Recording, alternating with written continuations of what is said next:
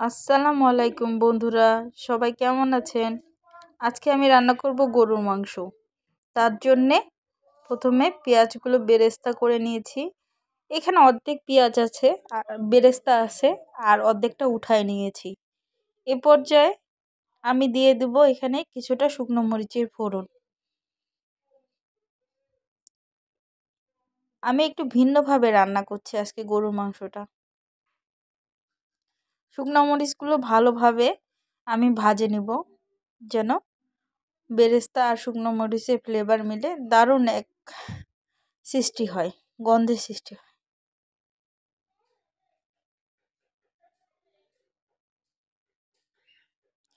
ভালোভাবে আমি ফোড়নটা তৈরি করে নেব। ফোড়নটা তৈরি হতে হতে আমি এই পর্যায়ে দিয়ে দেব মাংসগুলি। মাংস আর এই ফোড়নটা আমি ভালোভাবে ভেজে নেব। এখানে গরু মাংসটা আমি একটু ফোড়নের সাথে ভেজে নেব,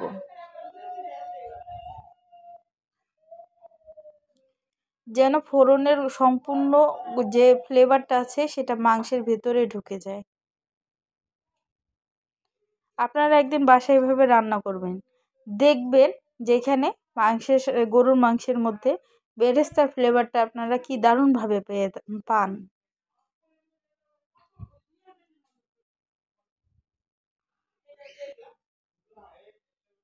বেরেস্তাটা দেওয়ার পর আমি একটু অপেক্ষা করছি। দিয়ে দিচ্ছি আদা রসুনের পেস্ট, আর দিয়ে দিব গুঁড়ো মশলা, হলুদের গুঁড়া, মরিচের গুঁড়া, পরিমাণ মতো লবণ। আমি এখানে পরিমাণ মতো দিচ্ছি, আপনারা আপনাদের মাংসের পরিমাণ বুঝে আন্দাজ মতো দিবেন। এই মশলাটা দেওয়ার পরে আমি আরেকটু ভেজে নেব।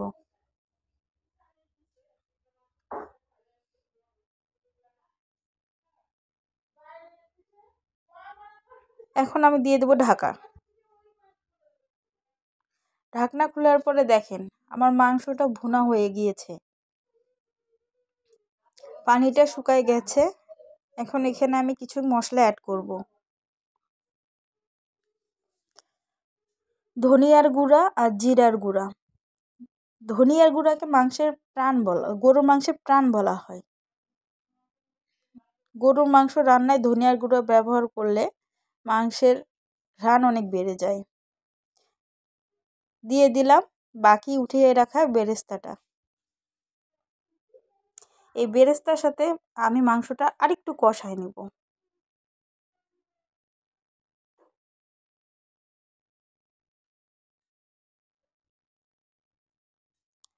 মাংসটা কষায় নিচ্ছি। এ পর্যায়ে দিয়ে দেব সামান্য পানি, সামান্য।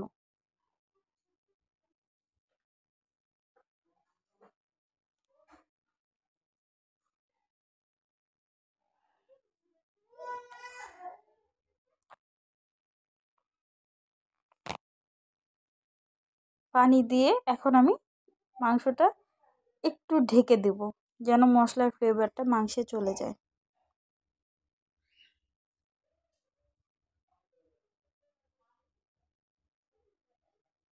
দেখেন আমি ঝোলের পানির সাথে আস্ত কিছু রসুন দিয়ে দিয়েছি।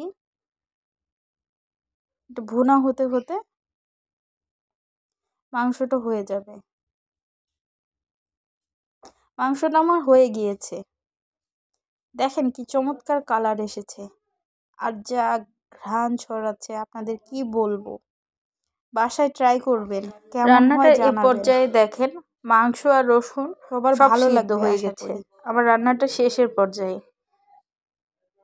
সবাই রান্না করে জানাবেন কেমন হয় এমন সবাই ভালো থাকবেন রান্না। আমার চ্যানেলটা সাবস্ক্রাইব করবেন। ভালো থাকবেন সবাই।